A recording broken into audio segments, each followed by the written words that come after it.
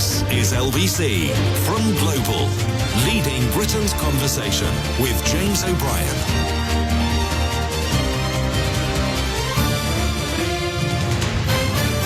It's 3 minutes after 10, and you're listening to James O'Brien on LBC. Gosh, what a week. You're right.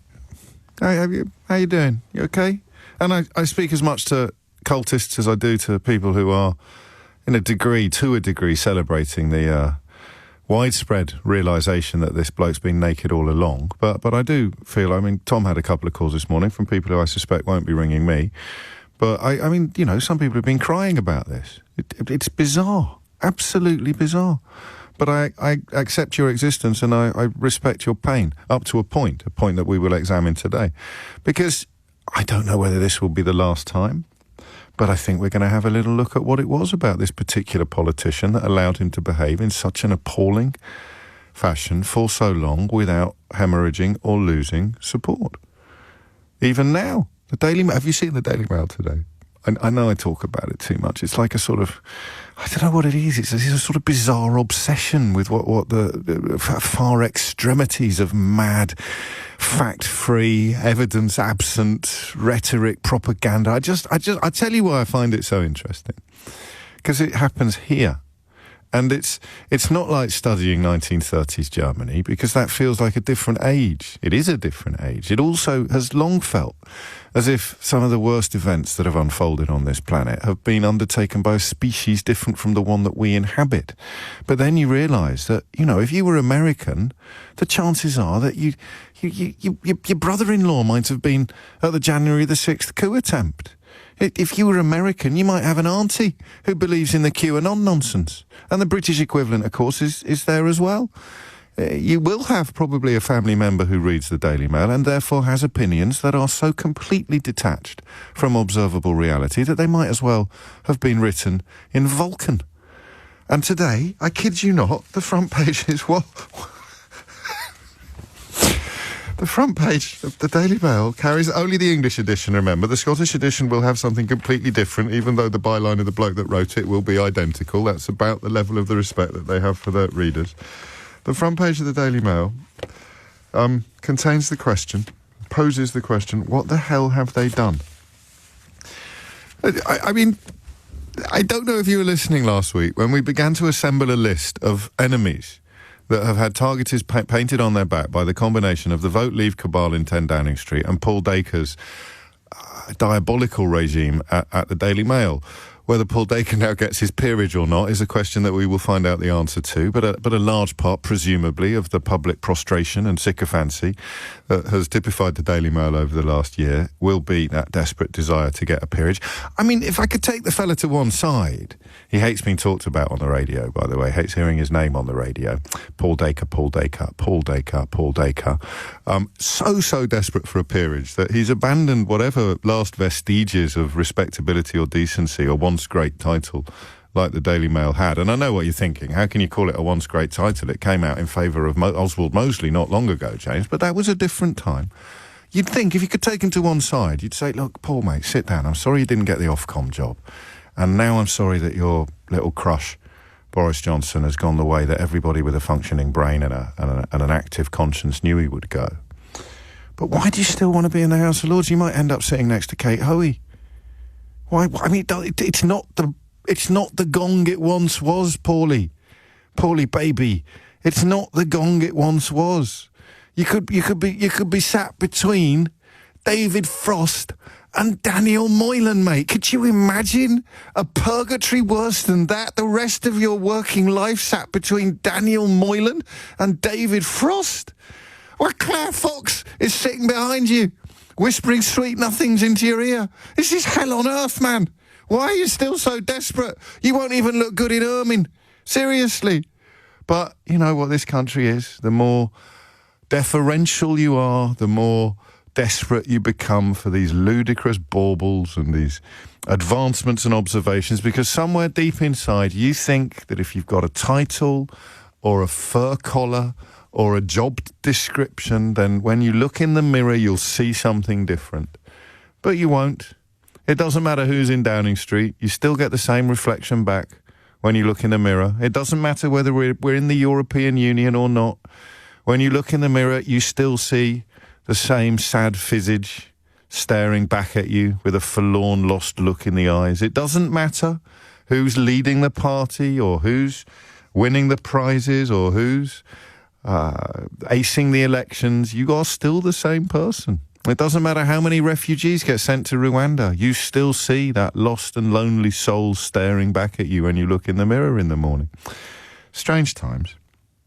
So that's what interests me now. And it's interested me since 2008 when he became Mayor of London, and about a month later, the scales fell from my eyes, and I began to realise that, you know, this bloke who'd campaigned on a very liberal platform, do you know he was going to give an amnesty to illegal immigrants in London when he was campaigning for mayor? It's part of the reason why an awful lot of us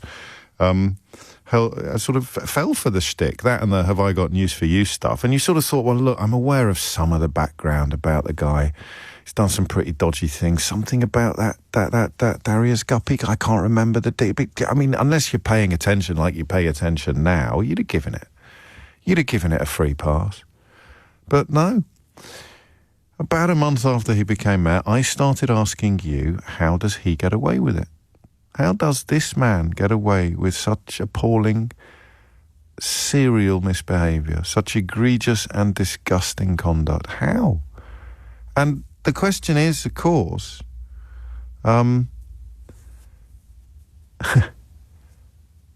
what's he got? What's he given back to you that allows you to surrender your morality, your compass, your regard for everything from family values to Christianity? What is it that this man has that exercises such a spell over so many people? And I think what interests me most about it is the fact that it happens here. Someone tweeted this morning, remember when we used to laugh at Italian politics? And I do remember when we used to laugh at Italian politics. Bunga bunga parties. Oh, they're hilarious. Well, yeah, but, I mean, in the great scheme of appalling context in which to throw a party, they don't come close to the coronavirus regulations being routinely traduced in the actual building where they were written. So you can't really laugh at American politics anymore. Remember when we thought that Americans were bonkers? Good luck with that.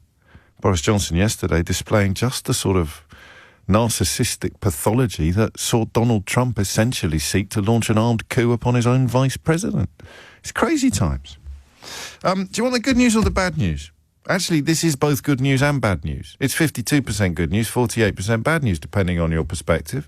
If you're of a slightly different disposition, it might be 48% good news, 52% bad news. I do not know. But I have in front of me a list of 50 things. 50, count them. 50 terrible things that Boris Johnson has done. I know what you're thinking. Is that all, James? You part-timer. You could at least have put a shift in. And I didn't even put a shift in on this. I've lifted it verbatim from the Daily Mail.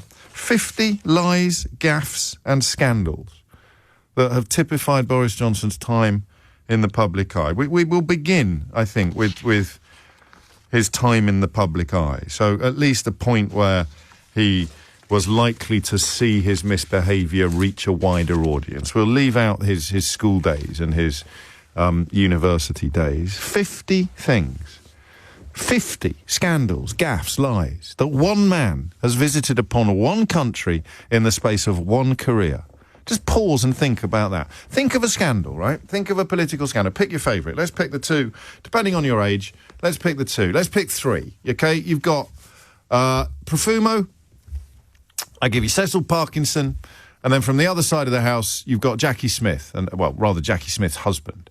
You pick a political scandal going back decades, possibly even centuries, and there'll only be one chapter in the book. That's the incredible thing about political scandals. There'll only really be one thing. There might be a couple of exceptions. I think Jeffrey Archer kept coming back for a second bite of the cherry, didn't he? And David Mellor, didn't David Mellor have a few indiscretions before, or a few call them scandals? That's the word I'm looking for. Well done, thank you. He had a few scandals before he finally fell on his sword, because there are levels of shamelessness that involve a refusal to accept responsibility. parliamentary and political tradition in this country normally insists upon it, which is why names like Profumo and Parkinson jump out from the memory banks. One scandal, one association, both cases sexual relationships that they should never have had. But the scandals haunt them for the rest of their lives, and there's only one chapter in the book. The Cecil Parkinson Book of Scandal has one chapter in it. The John Profumo Book of Scandal has one chapter in it. The Boris Johnson Book of Scandal, mate, it's bigger than the Encyclopedia Britannica. Seriously, it's got more volumes than Harry Potter. The Boris Johnson Book of Scandal hasn't even finished being written yet. Because I'm about to ask you what's the worst thing he's ever done, and you might well come back to me and say, we don't know yet. It might turn out that yesterday's despicable refusal to do what every single person wants him to do, and just, that was close. Just get lost. Just go away and shut up. Still refusing to do that might turn out to be the worst thing of all that he's done, because I am haunted by Andrew Marr. There are worse people to be haunted by, but I am haunted by what Andrew Marr said yesterday. I am 50 years old now, so I'm never going to feel like a proper grown-up, and there are a tiny number of people in this profession to whom I turn when I'm feeling particularly puerile. Andrew Marr has long been one of them. Before he became a colleague and before I got to know him, he would be one of the people who I consider to be a grown-up. I would also probably put Adam Bolton on that list. Hugh Edwards, absolutely on that list. I would also put Emily Maitlis and Susanna Reid, although they're pretty much the same age as me. Just people who I think, I'm just going to check. I'm just going to make sure he's naked. And just because, it might be that my contact lenses have been doctored, or there might be something wrong with someone might have put magic mushrooms in my muesli this morning. I'm just going to check with a grown-up that he is actually naked. And Andrew Marr said yesterday on this programme that you can't rule anything out. And that if there were some huge escalation in Ukraine and Boris Johnson managed to get Zelensky to come to the Tory party conference, and Zelensky was persuaded to talk about something that might make Johnson... He still thinks the situation might just be salvageable. How many times have we mentioned Mr. McCorber in the context of Boris Johnson? Something will come up. Something will come up. So if you look into the text of yesterday's pathetic apology for a speech, quite fittingly, it was delivered on a day that Boris Johnson, I think, matched Neville Chamberlain for the number of days served as Prime Minister before announcing resignations. The Daily Mail, again, hilariously, and I promise I'm going to stop doing this, but I recommend you buy it again today, or at least look at it online. It makes the Beano look like Plato's Symposium.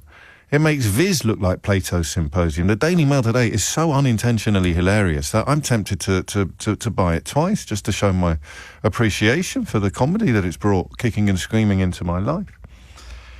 Because they describe the speech as a bravura performance. Them's the breaks. Pour me a drink. Absolutely pathetic and utterly characteristic, and so emblematic of the broader picture, the broader Boris Johnson story, because most people in the crowd are going, oh my Lord, he's completely stark rollock naked. And the Daily Mail is still writing editorials about how amazing his clothes are and how you are going to regret getting rid of those tailors. This is the best tailoring that we've ever seen on a British Prime Minister, and yet even his own party are going, nah, those are buttocks, mate. Those are definitely buttocks that are quivering away in the background. That is not clothes. Even people that have spent 3 years describing the wonderful luxuriant nature of the tailoring have this week finally turned around and told you, actually, no, they're buttocks. I'm sorry. Yep, that's a naked man right there. That's a naked emperor. No idea why I've spent 3 years describing the beauteous nature of his clobber, but that is a bloke with no clothes on. And here we are. The good news is, or the bad news, depending on whether you're 52% or 48%, I could do 3 hours today uninterrupted. What time is it now? It's 10:17. I feel like I've barely drawn breath. Today is the catharsis, with that diabolical caveat, the haunting of Andrew Marr, that it may still not yet be over. His life has been spent wriggling and evading, sliming and dodging like a greased piglet And he is still covered in grease, and he is still a squealing piglet. So, counting chickens, I do not know. But it does feel like the end, even if he's still resisting that reality. And that's why today might prove to be the catharsis day. And that's why today there are two questions that, if I get around to opening up any phone lines, I will be asking you. And those questions will be, what's the worst thing he's done for you? The very worst thing that he's done. And then the second question, which of course will let everybody else join in, is how did this man get away with so much? So much. How? I still don't know. I still don't know. And I'm not sure anyone has studied it more closely than I have over the last few years. Absolutely unbelievable. I'll tell you the phone number. I don't know why. I'm probably not going to talk to you for a while yet. I've only just sat down, metaphorically speaking, and indeed literally. 0345 6060 973. If you've got something brilliant to say, then I suspect people will thank you for interrupting the stream of consciousness that may well continue now until 1 o'clock.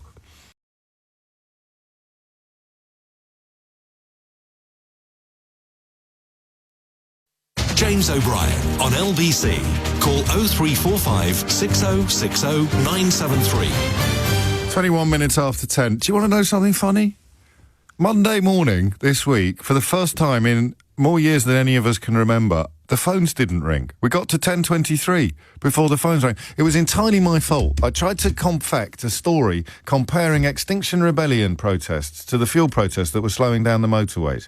And even by my own going round the houses standards, I didn't really even have a question. I wasn't even quite sure what I was talking about. I think my arrogance, for once, got the better of me. And I just sort of came on air, put my full faith in the fact that something interesting would come out when the light came on, you'd start ringing me, and then we'd just get stuck into it. And 10:23 it was. There were a couple of calls, but they were from the kind of people who say things like, "Is political correctness gone mad?" Or, "You can't say what you want in this country about immigration anymore without being called a racist." Or people who misunderstood and thought that I really did want to talk about roads or hard shoulders or whatever it might be. But nobody with anything remotely interesting to say rang into the programme on Monday. And we got to 10:23 and I had that old-fashioned frisson in my belly. Keeps you honest, keeps you alive. That was on Monday morning. It's now Friday morning, and if you waited another 18 seconds, it would be 10:23. It would be exactly 5 shows later. It'd be 14 seconds, 13 seconds, 12. And I'm not taking phone calls, but the phones won't stop ringing. That is why I love this job, and that, if you'd allow me, on this day where I am feeling a little bit more, perhaps, of the positive thoughts that I was expecting to feel yesterday, and I don't want you blushing or looking away or getting all embarrassed, but that's why I love you. That's why I love my job, and that's why I love you. On Monday at 10:23, I couldn't get the phones ring for love or money. On Friday at 10:23, I've literally told you not to ring in. I've got no interest in talking to anybody. I want to enjoy the sound of my own voice until 1 o'clock today, and the phones won't stop ringing. And just when you thought things couldn't get any better, Prince Harry has won a legal claim against the Mail on Sunday. Paul Dacre, the editor-in-chief and failed Ofcom candidate, receiving another humiliation, just as he is weeping into... he's got a tear-sodden photograph of Boris Johnson in his grubby little hands, and now he's had the call from the lawyers saying, we've lost that case against Prince Harry as well. An article in the Mail on Sunday about the Duke of Sussex's legal claim against the Home Office was defamatory. A High Court judge has ruled. So, those British values. Remember that list we ran through of all the things they've painted a target on? The Paul Dacre cabal at the Daily Mail and the Vote Leave cabal at Downing Street? Whether it's the royal family that's under attack, whether it's the Church of England that's under attack, whether it's High Court judges that's under... What are the British values these people believe in? That may be a question we get onto a little later in the programme. What are the British values that the Daily Mail Boris Johnson School of British Politics actually believes in? I'm only joking. Of course I'm going to take calls. Kirsty's in St Albans. Why on earth have you rung me? Well, I rang you, James, because I was dialing before you even invited me to ring in. Because when that's like Jedi mind control. Where were you on Monday when we were talking about roads and nobody phoned at all? Well, I know. Carry on. I'm sorry. I was probably doing something to do with the kids, but hey. The point is, the worst thing he's done, and I think this trumps it all, and I'm sorry to use the pun of Trump, Yes. because we have a quasi-Trump. The worst thing he's done, basically, is to treat us, everyone, and I mean Remainers and Leavers, with such contempt. And the contempt I'm talking about is the fact that he was a Remainer. And I still believe he probably is. However, because of his egotistical, political, personal ambition, his overwhelming desire to be the king he talked about when he was a kid, he lied, he switched tack, and he convinced 52% of the population to vote for something. Or even which is killing us. 2%. All you need for your theory to stand up is the idea You're that right. his involvement was enough to tip an otherwise knife-edge result, and I think it almost certainly was. The problem is that Farage also bears personal responsibility with his disgusting Nazi-themed posters for tipping some people as well. But if Johnson and Farage hadn't both got into bed together, then it probably wouldn't have happened. Well, it definitely wouldn't have happened. It wouldn't have happened with just Farage, and it probably wouldn't have happened with just Johnson. But with both boils on the same backside in the game, then perhaps the result became inevitable. Yes, I mean, but I think it could have even happened even without Farage. Yeah, maybe. And I love the way you call him Farage, Garage. But it's just the fact that he thinks that we are so stupid and we are so gullible, and that it's just all about personality. It's not even on the and ego 50. for him. It's not even on the about- list of 50 things. Because it doesn't count It's as a not. lie, a scandal, or a gaffe, does it? It's just evidence. It's just evidence of Add it moral on, number delinquency. 51. Yeah, so we're already. I can't believe it. We've got a call. I've got a list in front of me. The 50 worst things Boris Johnson ever did, and the first caller has come up with something that's not even on the list. Fantastic. Well, there you go. You've got number 51, James. Thank There'll you be very plenty much. more as the time goes by. Pleasure. Have a nice day. Thank you very much indeed. I love that. Short, succinct, to the point. and Cheers. Not even on the list. Kirsty, you look after yourself. 10:26 is the time. Oh, this is awful. You know I love you, and I want to talk to you, but I also don't today. I really do just want to talk uninterrupted, but my phones have exploded. I can't ignore exploding phones. That would just be weird. I haven't even listed. I haven't started the list yet. Can I start the list, please? No, apparently not. William's in Cardiff. William, what the hell do you want?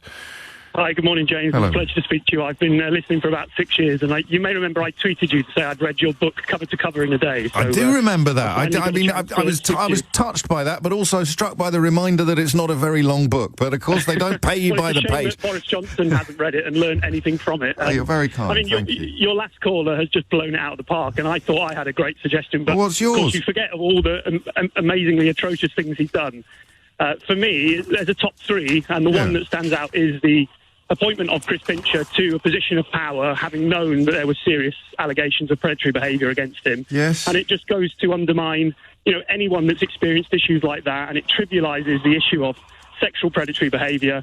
And it's just, it makes it dangerous for all those that haven't yet potentially suffered from Pincher behaviour to, elect him to a position of power and give him those responsibilities. It's hard to unravel the different strands of that scandal, isn't it? Because the appointment itself is pretty grim, because it speaks of a man who doesn't really care about those sort of allegations, and of course he has been the subject of similar allegations himself in the past, which adds to the idea that he doesn't really think it's a very big deal. But then you've got the lying about it, and the lying about it on an escalating scale of egregiousness. And so, I mean, it's hard to unravel what the actual action is. But I think you're probably right. Yeah. The original appointment is the scandal here. I don't know that I agree with you it's the worst thing that he did, but I certainly wouldn't die on that bridge. For me, it was a toss-up between that and Partygate.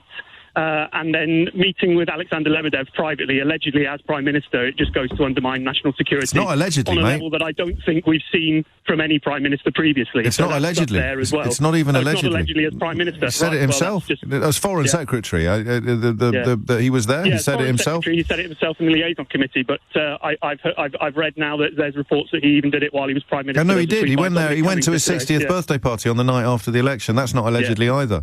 And someone pointed out to me yesterday, there's no such thing as an ex-KGB agent. You're either a KGB agent or you're a dead. You continue to be. You're a dead former KGB. I don't know whether that's true or not. It's not really my area of expertise. But Boris Johnson is. I feel it's a bit like being an expert on Betamax video, isn't it? Or even VHS video these days. Suddenly, at one point, it's the most important qualification in the building, and then suddenly, one swing of an axe, and it's the most ludicrous qualification. Imagine, what's the point of being an expert on Boris Johnson's scandals, gaffes and lies now? There's 50 list in the Mirror, which we've already added one more to. I could reckon I'd have backed myself if this was a pub and we were really boring. I'd have backed myself to actually tick a lot of them off, a bit like playing spelling bee. Are you playing spelling bee at the moment? You can tick off each word as you find it in the 7-letter grid. You say to me, I've got 50 lies, scandals and gaffes in front of me. Someone must have done this as a quiz show. How many do you bet you will get? And it'd be two teams. It'd be me sitting here and, I don't know, who'd be sitting over there? Someone like, who's been a particularly good... Someone like Rory Stewart, maybe, or someone who really pays attention to how awful Boris Johnson is. There's lots of us. But we all bet on how many you're going to get. How many do you think you're going to get? And then we go into a soundproof booth while everybody else has a go. And you come out and you say, they say something like, well, James, I mean, it's all to play for. David Gork has come up with 43 of the top 50 lies, scandals and gaffes that Boris Johnson, just pipping Rory Stewart into second place. You've got, I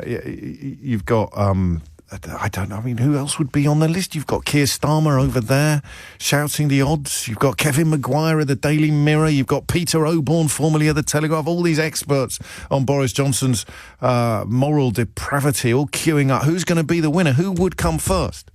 I'd put a few quid on me in those circumstances. 10:31 is the time. Holly Harris is here with your headlines.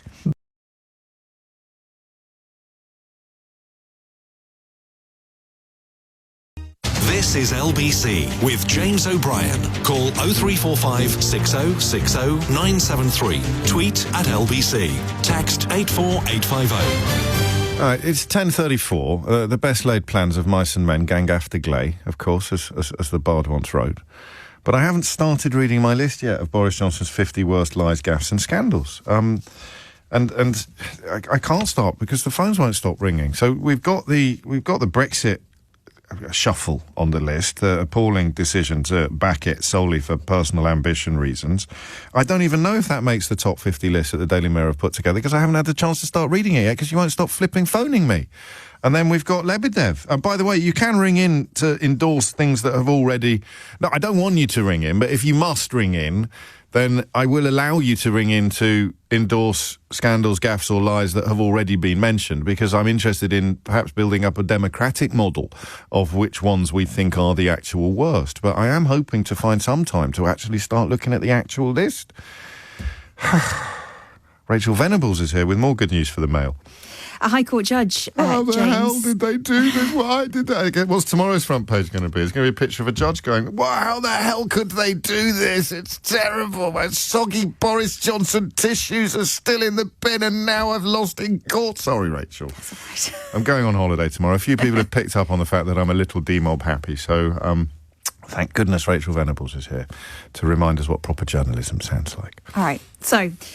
A High Court judge has ruled that in an article in the Mail on Sunday about the Duke of Sussex was defamatory. So this is a loss for the Mail on Sunday, a victory for Prince Harry coming in the past half an hour or so, James.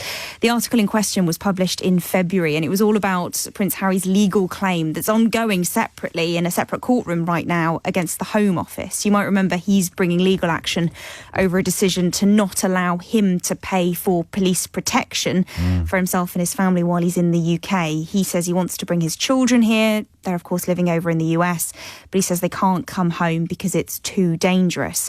Now, back in February, the Mail on Sunday published an article which was called, this is the headline, Exclusive, How Prince Harry Tried to Keep His Legal Fight with the Government Over Police Bodyguards a Secret.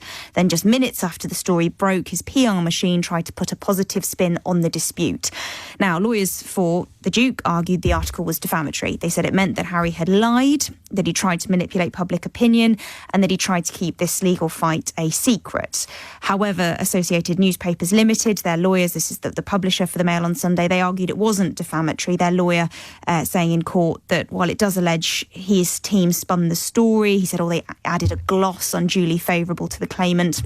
they say, which led to inaccurate reporting and confusion about the nature of the claim. So these arguments were heard earlier in June, but at 10 o'clock this morning, the judge found for the Duke against the paper, deciding that the meaning of the article and the allegation that he tried to spin the facts of the court case were defamatory against him. Not the first loss they've had against the Sussexes either, is it? No, and the timing is quite ironic, because this article was published in the very same month that Prince Harry's wife, the Duchess of Sussex, won her High Court privacy case, again against the Mail on Sunday. And this was over the newspaper's decision to publish huge swathes of extracts of that personal and private handwritten letter that she'd written to her estranged father, Thomas Markle. So this is another victory for the couple. We're yet to hear the details coming from the High Court of what happens next, but certainly in the short term, as I said, it's a blow for them and a victory for the Duke. Indeedy. And desperately sad news for Jonathan Harmsworth, Paul Dacre, Ted Verity and David Dillon, who nevertheless will soon overcome the shock and the horror and get back to the business of deciding who the next leader of the Conservative Party is going to be. Rachel, we may see you again. This is a bit like, there's a horror film out at the moment starring Rafe Spall. Have you seen it? Is it called Men? I don't watch horror films. And is it called Men? Is it called? And Rafe Spall plays every character in it. Have I got this right? I haven't actually seen it yet, but I've seen the trailer. So it's got Jessie Buckley in it, playing a sort of young woman who's had a traumatic experience, and she's trying to sort of recover and rehabilitate in the countryside. And she arrives at a country house as she's got a job as a housekeeper or something like that. And every single male character in the film is played by the same person, but obviously wearing different makeup, and so having perhaps some whiskers, and a bit like Dick Van Dyke in Mary Poppins, but if he was playing every single role. That's you this week, that is. That's you this week. We cross live now to our political correspondent, live outside Downing Street, Rachel Venables. Well, hello, James. Yes, it's a fascinating day down at Downing Street, and then Steve Bray's music starts playing in the background, and we all have a giggle, and then I come back to the studio and say, time now to catch up with our royal correspondent, Rachel Venables, about the latest troubles in the High Court. Rachel Venables, what's been going on now? So it's the same. You're actually the same. It's the same person.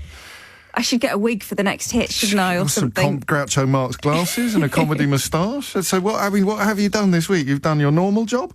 Yes. You've done Theo Usherwood's job? Yes. You've done Ben Kentish's job? Yes. And now you're doing our non-existent royal editor's job. Well, that's my original job, I guess. So that's only four. That's only four jobs. It's the joy of the job. It's Would the you joy like of to have a go at my job? I better not. Yeah, actually. you know what? No. You offered it. I heard it. We all heard it. You'll have to join the queue of MPs who will be standing in, I think, for me next week. Although I don't actually have the definitive list of who it will be yet. Thank you. We'll see you again probably for the football, will we? Definitely not. No, nobody needs to hear me try and talk about football. And now with the latest news from the transfer market, it's Rory Kinnear, not Rafe Spall. I just got that, and that's terrible because I've got them mixed up because they're both sons of famous actors, but they're both brilliant actors in their own right. Rory Kinnear. Rafe Spall's too busy in To Kill a Mockingbird in the West End. Oh, and here's our theatre critic, Rachel Venables. Have you seen To Kill a Mockingbird in the West End? Yeah, is it a good show? Finally, something Rachel Venables can't do live on the radio. 10:40 is the time. We'll see you later with the finance news. Alex is in Wimbledon. Alex, what's the worst thing he did? Has done. Lebedev. Is it Lebedev, really? Because that's a grower, if you pardon the expression. Yeah, I think if you take a step back, yes, look at it in what's going to be seen historically, yes, it's going to be Lebedev. As foreign secretary of the country, yes, secret meetings, yeah, peerages, yeah, and then to use the war and Zelensky as a political tool. You mean in the context of cozying up to a Kremlin crony and then casting himself, even today the Mail are saying, the Kremlin call him public enemy number one. Well, not really when he's putting sons of KGB agents in the House of Lords. They don't, lads, honestly. Talk about a psychodrama. And the election meddling from the Kremlin, apparently. Yes, which was never investigated. Interference, or at least we never got to the bottom of it. So that bit is... I mean, it's on the list, and you're not the first to put it there, and I'm sure if I ever get round to reading, if I'm ever allowed to read this list that the Daily Mirror have actually put together, before my callers keep interrupting me so rudely, Alex, then that's all right, you know. But then it will, I'm certain, be on the list, but it's a bit more opaque than some of the others in the sense that it's still an unfolding story. It's not like the recording of him agreeing to get a journalist beaten up, is it? Or the fathering of myriad children, or lying about his mistress. There are so many. Yes, but this is still unfolding.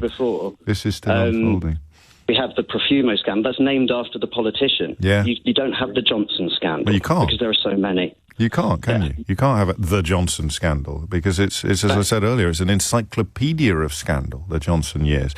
And this one, just to be clear, he turned up in Tuscany without his advisors or security details, so he'd given them the night off or the weekend off, partied with a man who has now been sanctioned by Canada for his proximity to the Kremlin, in what I am reliably informed, at risk of sounding like that Herbert that phoned Tom Swarbrick earlier, I am reliably informed, I have it on impeccable authority, that these parties are quite bacchanalian. They are not whist drives, Alex, these parties in the... he didn't look well on his way home, did he? No, you jumped the gun somewhat, because he's then photographed in the departure lounge on the way home looking a little bit like he's been dragged through a hedge backwards and hit over the head with a Gordon's bottle. But, Again, we're focusing on that. Yeah, we are. Well, you are. I wasn't. Foreign Secretary. I wasn't. No, you come on my show interrupting me, not letting me read this flipping list of things Boris Johnson has done, and then you accuse me of focusing on the thing that you mentioned while I was actually forensically exploring the Foreign Secretary element of this particular scandal. We don't know what they talked about, but we do know that he'd just come from a NATO meeting, and we do know that the ink had barely dried on reports of Vladimir Putin's they still succeeded in murdering a British citizen, so you can't make light of this element of the story. Vladimir Putin's goons attempting to murder people, British citizens, on British soil, Russian dissidents in this case, the Skripal family. I think this is going to be the one that goes down in history. Well, who's going to do the digging on it, though? That's the question, isn't it? Because, you've got the best-selling newspaper in the country is having like a teenage girl crying over the breakup of Bros this morning over at Daily Mail Towers. 0345 6060 973 is the number that you mustn't ring this morning, because I'm trying to read the bloody list. 10:44 is the time. Anthony's in Bletchley Park. Anthony, what do you want? Hi, James. How are you today? Oh, I'm all right, as it goes. I mean, Excellent. Easy come, easy. It's a strange day. Looking forward to Greece, I trust. I am indeed, yeah. I mean, it's a long overdue break, but goodness me, I am indeed looking forward to it. What are you putting on the list then? What's the thing the worst thing he's done? Mine's entirely personal. As far as I'm concerned, the worst thing he's done is he's destroyed my faith in politics and destroyed my belief this country is capable of producing politicians that are credible, honest, intelligent and trustworthy. They're going to govern in the national interest, not self-interest, nor for the benefit of their own bank balances. And what I really cannot forgive him for, especially speaking as an ex-military man who called into a rant a few weeks ago. Yes, I remember. He managed to fail to acknowledge yesterday was the anniversary of 7/7, when the UK was attacked by Islamist terrorists in 2005. How can the Prime Minister not even acknowledge such an egregious act that impacted on the capital and the lives and the livelihoods of thousands of people? And the answer explains the man. It's all about him, and that's bled far too much into the political narrative.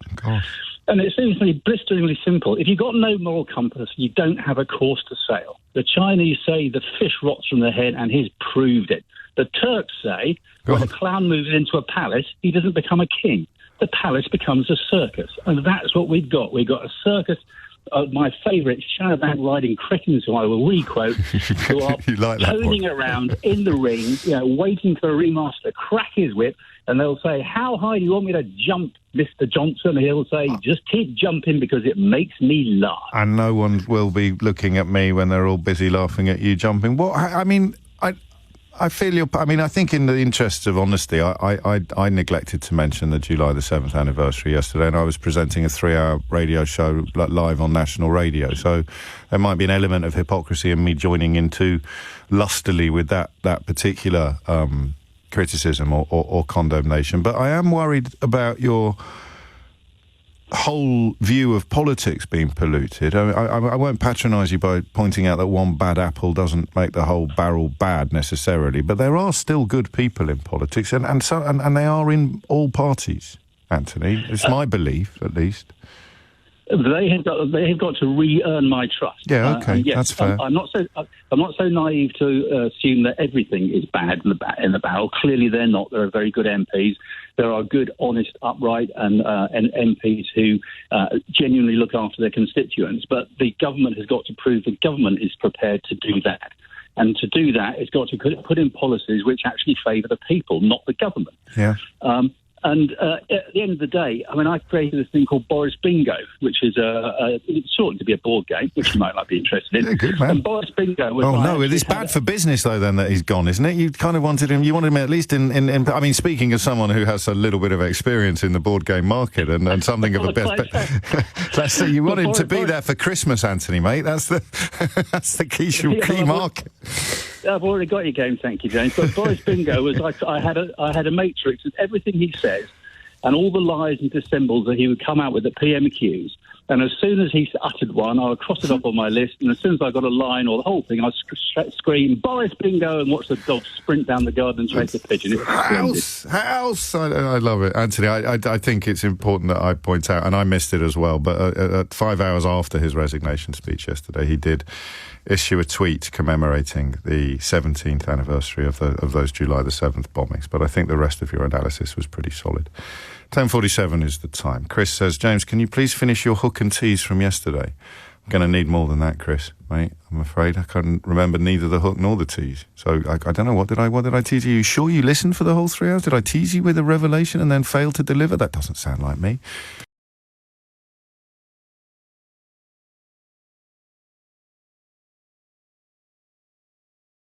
James O'Brien on LBC. Call 0345 6060 973.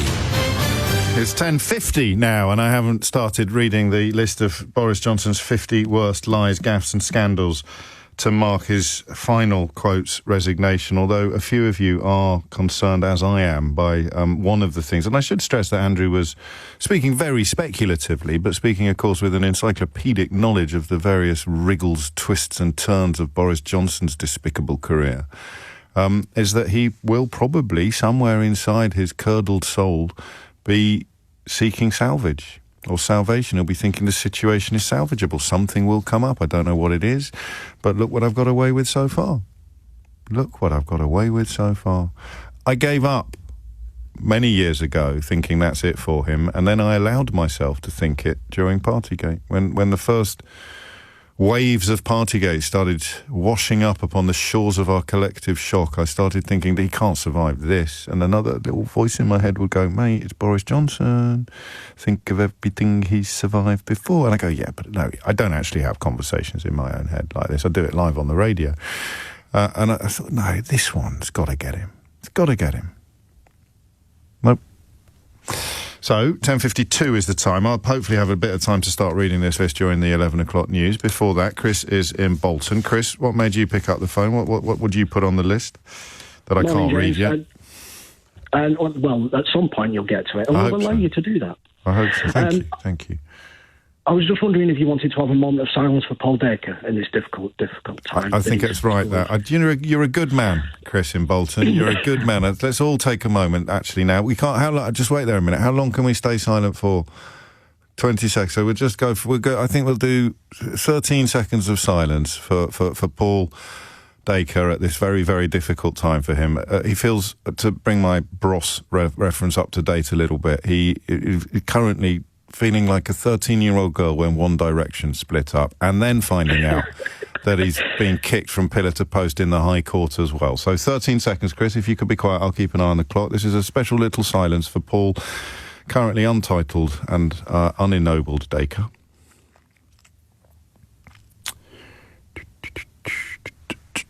Doesn't have to be respectful silence. You could, whistle a bit, grab a scratch if you want, mate. Seriously, there we go. 26, 27. Yeah. How are you, anyway? I'm grand, yeah. What made you pick up the phone? So there are a couple of things for me. The Rwanda incident and the whole debacle around that. I think that's, for me, a pinnacle of his government. But there's a wider piece that I'm going to bring in, and I don't know if it's on the list or not. We'll find out eventually. I agree with Anthony, the previous caller. There's been an undermining of political discourse, of political debate in this country. But I think it's for a slightly different reason that Anthony called in for.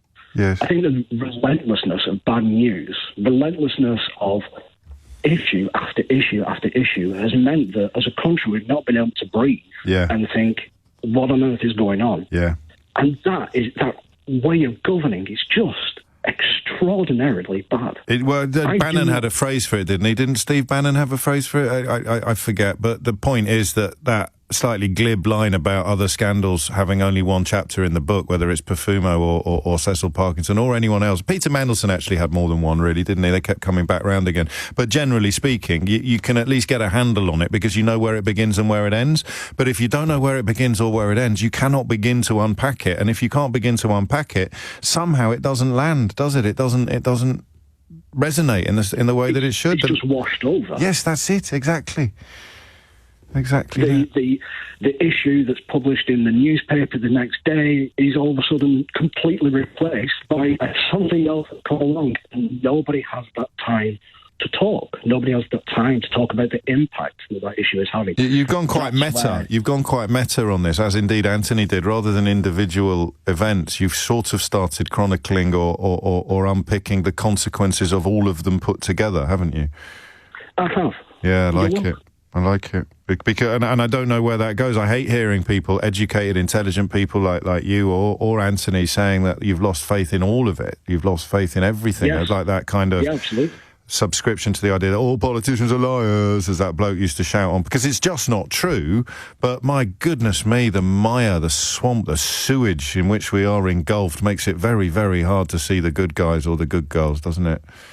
It really does. You are looking for that needle in the haystack. And you mentioned it yesterday, that when somebody's sitting there nodding along to Boris Johnson, who then the next day hands in their resignation saying, I want to be, as you said, the bastion of dignity, the bastion of morality. Yeah. You're just thinking, how stupid do you think we are? I think, I'll tell you how stupid I think you are. I think you're stupid enough to have fallen for Boris Johnson and Brexit. And guess what? Enough of you did for me to think Sajid Javid can stand up in the House of Commons and say, I will not risk my integrity. I will not risk my integrity. He came back for more. He came back a second time. He did a blooming lap of honour in Boris Johnson's cabinet. Incredible. I must find that clip.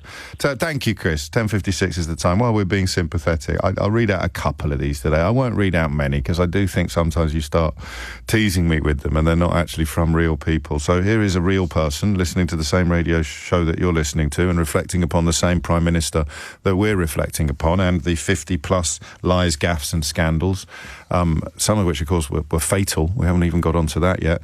Talk about Schadenfreude. Where on earth will the sanctimonious bigot aim his vindictive, spiteful and vengeful vial now?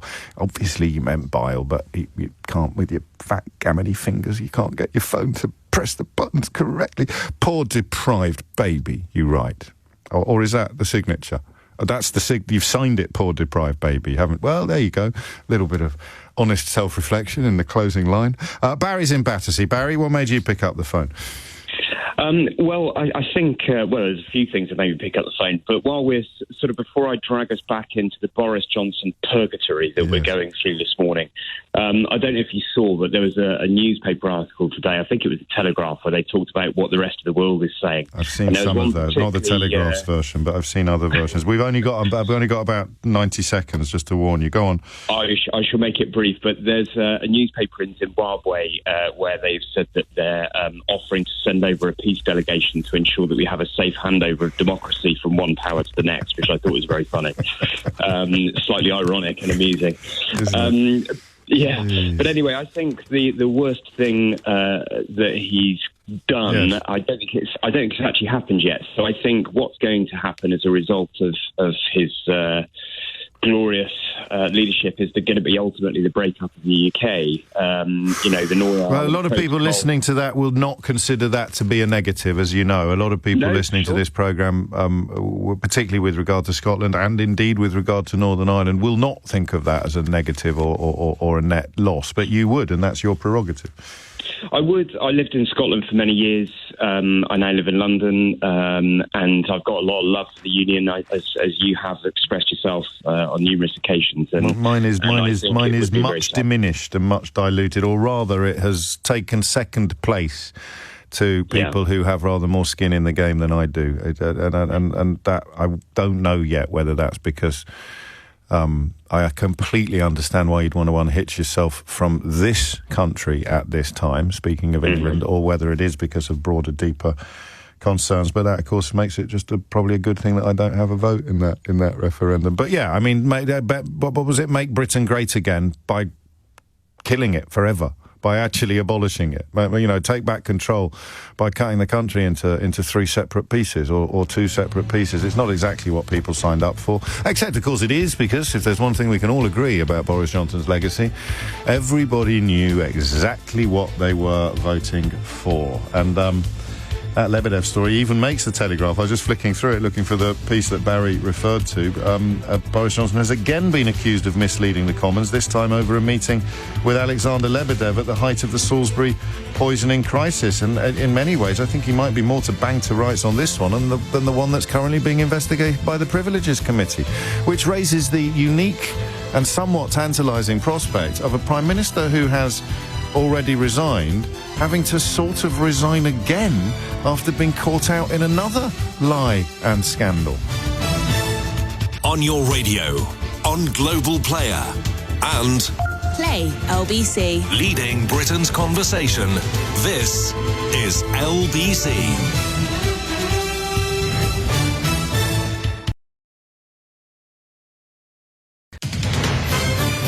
This is LBC from Global, leading Britain's conversation with James O'Brien.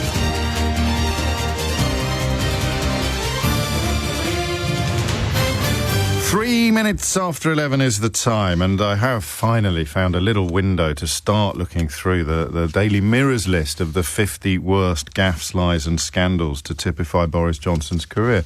And I should now remind you that if you are weeping into your cornflakes this morning, if, like the editorial staff or the senior editors or some of the senior editors at the Daily Mail, if you do feel like 13-year-old girls felt when One Direction broke up, then I would like to talk to you. I don't think we'll have a scrap this morning, will we? I mean, you know me, I feel really, really sorry for you. I could put an arm around you, lend you a Kleenex. Well, I'll tell you what, you can keep it, actually. I wouldn't want it back, would I? With all your sort of snot and tears all over it. So, I mean, that might be the best way into the other question that we should probably ask, because remember, I'm away for 2 weeks now, so these questions may never be asked again. Which is, why? Why did the spell never break for you? Why has it still not broken? You know? Oh, look, Nadine in Westminster is on the line. I'm only joking. But what sort of mindset would it take to still think he was all right, to still be sticking up for him? And this isn't an unkind question, because I have nothing but contempt for most of the people who have this week discovered a concern for integrity, decency and honesty. The idea that people like Sajid Javid can stand up in the House of Commons and speak with a straight face about how he is not prepared to sacrifice his integrity. Mate, wake up. I mean, it is absurd. It's a mark of the points, I think, that Chris in Bolton and Anthony in Bletchley Park have both made. The much bigger damage that's been done to the much bigger picture, rather than the individual instances that we're looking at. The actual damage to the body politic, to the whole framework, the whole network of obligations that bind us all is immense. It is huge. It's generational. And it is continuing. But I am, you know, I am interested in. Well, I'm here for you, is what I'm saying. If you are still spellbound by Boris Johnson, and then you would perhaps be the best person to tell us why you can forgive so much. Why you can forgive so much when 5 or possibly even one of the things on this list of 50 scandals, gaffes and lies would have been enough for you to fall out of love or to abandon support for any other politician. With this one, it doesn't matter. It doesn't matter. None of it matters. I just would like to know that. Phone lines are open. 0345 6060 973 is the number that you need. 11:06 is the time. So, when he was sacked for making up a quote. Now, as a journalist, and indeed the son of a former Daily Telegraph journalist, I grew up with something of a reverence for the Fourth Estate. I appreciate that journalists often appear alongside estate agents and politicians on the least trusted, least valued professionals in the country, but not in my dad's day, and certainly not my dad or his mates, his colleagues, working for all of the newspapers back then. Something began to change in the early 80s when the disgraced former editor of The Sun, Kelvin Mackenzie, got his grubby hands upon the best-selling newspaper in the country, and truth began to disappear, to be diluted, to be corrupted and polluted, and so therefore did the population. But back in the day, but there were standards, and there were still standards when Boris Johnson got a job on the Times as a graduate trainee. The standards still existed, because when he made up a quote in 1988 from his own godfather and put it in copy that appeared on the front page of the newspaper, his godfather complained, Colin Lucas, a renowned academic. He made up a quote that not only involved lying, because Colin Lucas had never seen these words, but was also quite insulting, because he never would have said the words that Boris Johnson made up. It was something typically and I think predictably blasé and grim about Piers Gaveston and Edward II cavorting in a newly discovered palace. Just a little bit of, there's a touch of homophobia there, or at least that homosexuality is a suitable subject for joking around. He did that, of course, later with the Tank Top Bum Boys comment. I wonder if that will appear on the list. So that's number one for the Mirror. When he was sacked for making up a quote, of course, he popped up 10 minutes later on the Daily Telegraph and began filing barefaced lies from Brussels on a regular basis. Those lies being the ones upon which his entire career and the country's current catastrophe have been built. Number two, he was sacked for lying about an affair. I don't think this stuff matters as much as it used to, and it doesn't matter to me as much as it used to. A man who can lie to his wife can lie to anyone. You can lie to your wife, you can lie to the country. But, I think possibly sometimes we get a little bit censorious and overly judgmental. Other countries, European countries, manage to have philandering premiers and presidents and prime ministers without necessarily impacting on the national picture too much. But this was a fairly grim story, because he had sworn blind to the then leader Michael Howard that he wasn't having an affair with a journalist called Petronella Wyatt. Indeed, he said, "I have not had an affair with Petronella. It is complete balderdash." Her own mother then contradicted Boris Johnson's version of events and revealed that Petronella Wyatt had had an abortion as a result of their relationship. The reason she went out with him, said Lady Verushka Wyatt, was because he said he was going to marry her. And that, of course, saw him compelled to resign as a shadow arts minister back in 2004. So it was 88 when he made up a quote from his own godfather and got fired by the Times, and it was 2004 when he had his first experience of resigning in disgrace after being caught out in a lie. Should have picked up on that soon. It's an 18-year window in which the damage done to this country has become incalculable, when he'd already resigned in disgrace after being found out in a lie in 2004. And then number three, back in 1990, that phone call, which he didn't realise was being recorded, of a man who was subsequently jailed for his part in an insurance fraud, saw Boris Johnson promising to help said fraudster, an old Etonian pal of Johnson's called Darius Guppy, track down a journalist, find the address of a journalist so that Guppy could have him beaten up. He could be heard on that tape, which we used to play out on the programme, saying he would not get himself into trouble before saying, in conclusion, "OK, Darry, I said I'll do it." No attack ever took place, for the record, but the journalist Stuart Collier, who was investigating Darius Guppy's affairs, it's fair to say didn't accept Johnson's claim subsequently that he was just humouring his old pal. So there's three. I finally got the chance to start reading them. Let's get back to the phones now, because despite my entreaties and pleas, You keep ringing me. I wish you wouldn't, but it's, you know me.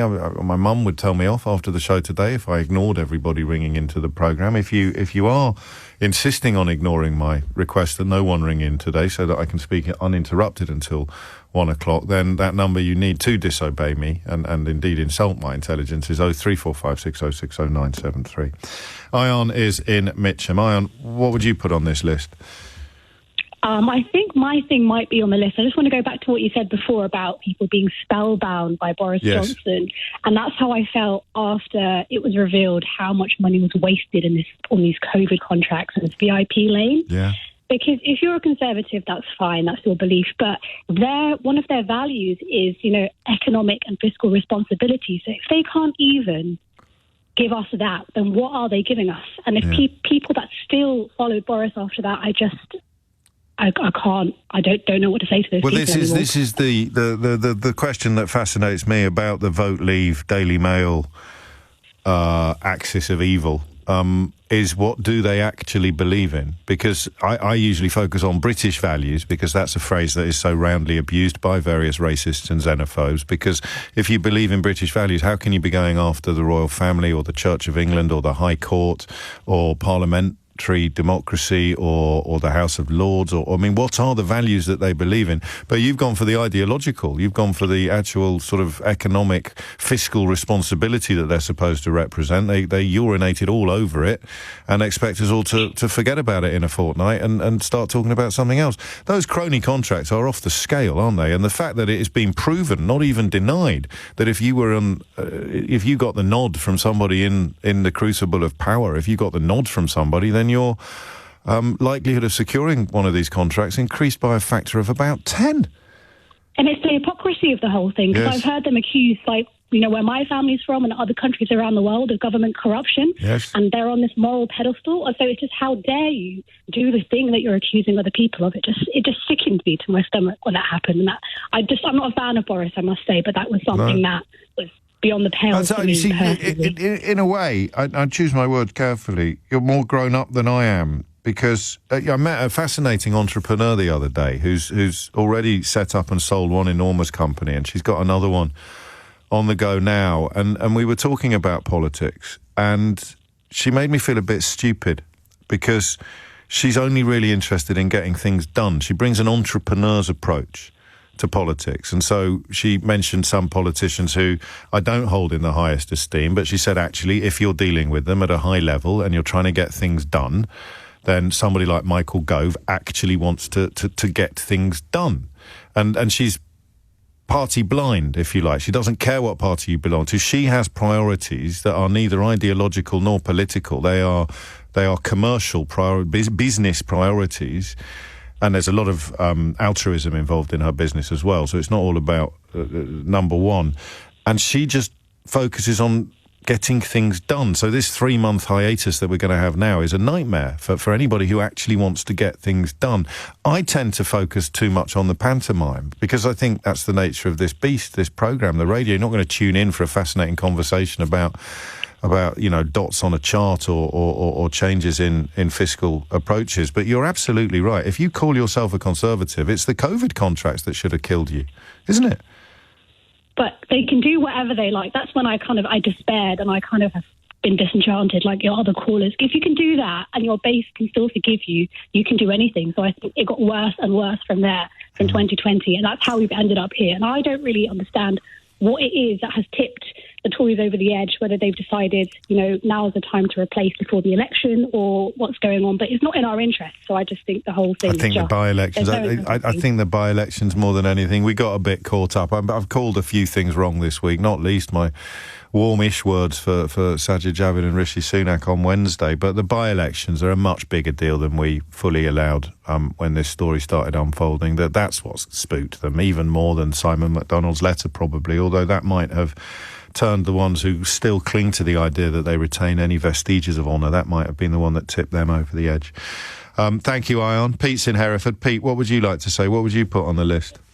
Hi, James. Good to be on. I can't believe I got on, actually. Well, nor can I, and I hate to rain on your parade, but your phone line is awful, so you might not be on for very long unless it improves toot sweet. Carry on. Yeah, I'll be very quick. I'll give you his most enlightening lie. is the denial, the complete denial that he made about when he was on Nick Ferrari's show talking about people like myself who were seeking justice for historical child abuse, saying that we've stuffed money up the wall. He did say that. He did describe And money I'll tell you why spent. that's important. It's important for three reasons. The first reason is it shows his attitude towards sexual predation, Yeah. because it's not that big a deal. It tells you about his ability to lie about something he's done, despite the fact it was on tape, it's actually on video, and you can see him saying it, and he's flat denied it the next day. You can. And the third thing is the hypocrisy of someone who had just been spaffing money up the wall in London on garden bridges and Bendy You buses. forget and all about that the kind of Garden stuff. Bridge. I think that's probably going to pop up later. You're absolutely right. I couldn't curtail your contribution, Pete, because you're speaking about such serious stuff. But I don't think many people can make out clearly what you're saying. So I'll just recap over it. That's the quality of the phone line. It's nothing to do with you, and it was obviously better when you came on when you first got through. But it was March 2019 when he said police spending on child sexual abuse investigations was spaffed up a wall.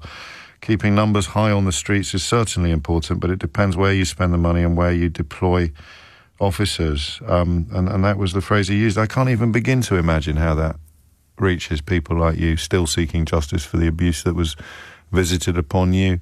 A lot of people still try to make a meal out of Operation Midland, of course, when the man who we later discovered was called Carl Beach made allegations described by the Metropolitan Police as credible and true. I can only think of one reason why anybody would not want allegations described by the Metropolitan Police as credible and true to be very exhaustively investigated. Literally only one reason why you wouldn't want to live in a country where allegations of child sexual abuse are exhaustively investigated. And even if you're worried about being falsely accused, as people like Lord Bramall were, you still want them to be exhaustively investigated, wouldn't you? Because how the hell else are people going to know that the accusations weren't true in the first place? So I find it very, very odd and deeply disturbing that some people remain committed to the idea that this country shouldn't move heaven and earth to investigate child sexual abuse allegations, especially ones described as credible and true, albeit that it subsequently emerged mistakenly by the Metropolitan Police. It's an odd little, tiny little chapter in the last 10 years that I don't fully understand and probably never will. 90 minutes after 11 is the time. Thank you for that. You're still listening to James O'Brien on LBC. Some first lines just catch my attention. Danny's text says, "Oh, James," he says, "me and my wife have just fallen out over this. We were listening to you and I made a comment about Johnson in a negative way and she got really upset, saying he had a family and he did some amazing things for this country. I had no idea she was so pro-Boris. She's now gone out and didn't even kiss me goodbye." Oh, no, Danny, I don't know what to say. This is terrible. Domestic strife invading the programme. I don't think he has done some amazing things for this country. That would be the first point of contention there, although it may not be a passport to restoring domestic solicitude. And he may well have a family, but the way I was raised, both at home and in church, the way I was raised, the fact that he had a family makes his subsequent countless adulterous affairs and uncredited children absolutely appalling behaviour. And we haven't even got to that yet. 20 minutes after 11 is the time. Brian's in Liverpool. Brian, what would you like to say? Well, on the Wirral just outside Liverpool, but that's grand. Good morning, and you're never actually going to make it through your list of 50 if you keep on taking calls, especially from newbies like me. But you keep ringing. You keep ringing. I can't. It's just rude to ignore you. But I wish if you all stop ringing, I can carry on with the list. Fair enough. Well, I've actually got a boat to catch, so I'm packing, heading off to Ireland. I'm actually Irish. I've been living in the UK since 22 years now, and I love the place, the country, the people and stuff. But I do have problems with the political stuff that's going on, and that's why I'm quite happy to live in the... Do you know, I'm so demob... Brian, hold that thought. I'm so demob happy, I've completely missed the break. I looked at the clock, I thought it's 20 past. Did we take a break at 15:15? We must have done. How else would we have got to see Keith off today? Mikey's in the chair, and I think Mikey doesn't realise just how much I'm not joking when I talk about how amateurish I am. It's not a joke. You really do need to treat me like a 12-year-old. We'll come back to Brian after these words.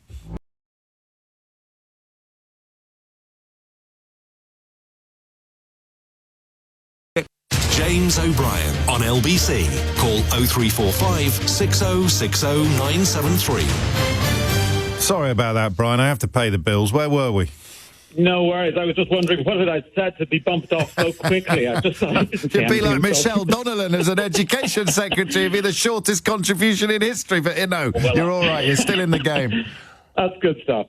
No, listen, I'm actually packing my bags to head off to Ireland at the moment, to Dublin for the weekend, and I hope by the time I come back, all of this sorry mess will be sorted out. Fat chance. But anyway, what I was thinking, you were asking for about the biggest things that you think he's done, and I'll cut it short a little bit in terms of, forget the Brexit stuff, because actually that wasn't his doing.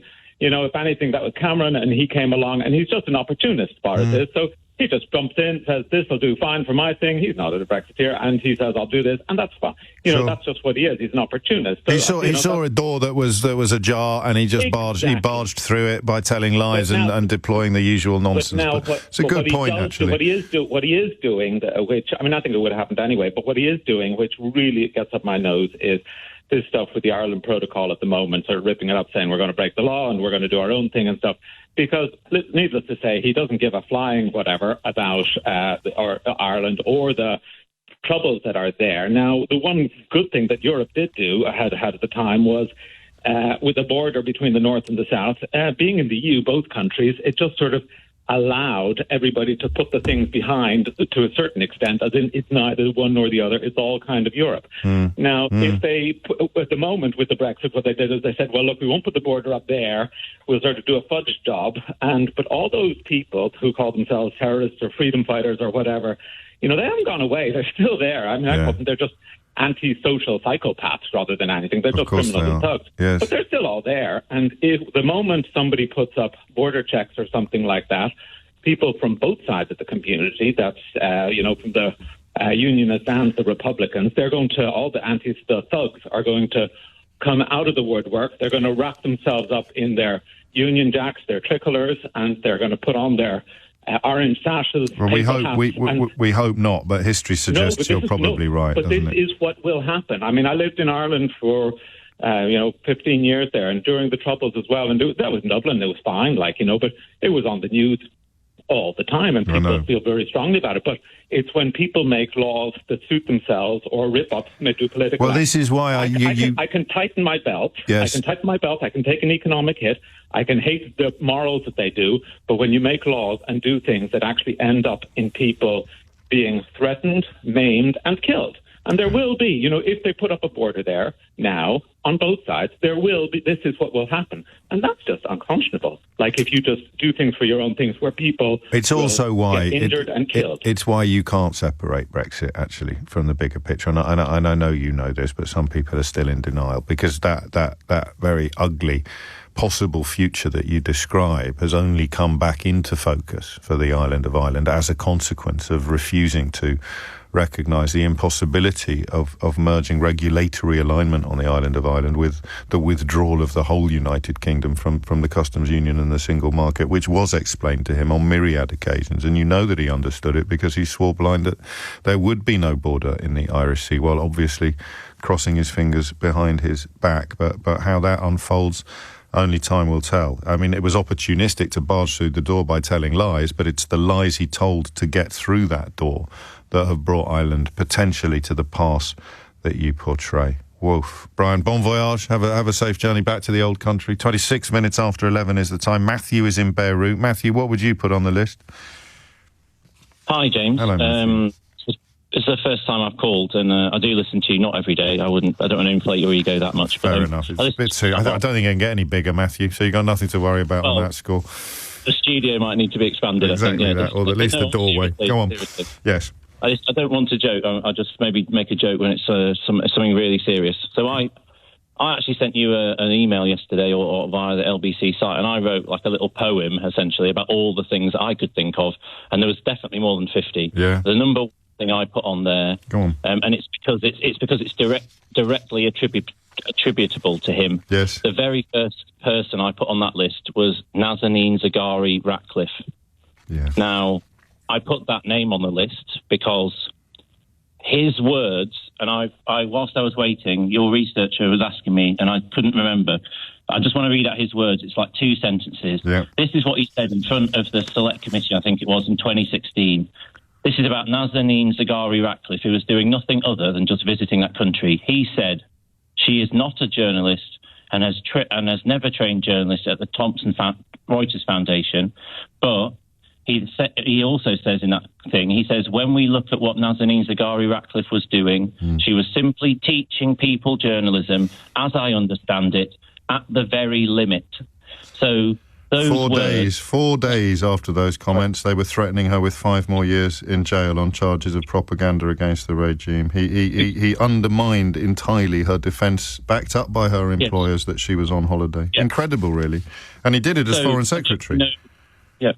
I know you know all of the details because you're a journalist and you know all about her. I know what I've read in the news, and I've read articles about her, and I've been following her case, and I really hope she's okay now. Yeah. But yeah, I'm told she is. Yeah, great. I know she'll be needing a lot of help, but the thing is he is directly responsible for that. That is what he did, and his words, his idiotic, stupid, bigoted, and probably racist words, because she wasn't a white, rich friend of his. Maybe he doesn't care about her or anyone else. If anyone's listening, he doesn't care about you or none of them do. Thinking of Danny's wife, actually, but unfortunately she's not listening. She's just gone out without kissing him goodbye.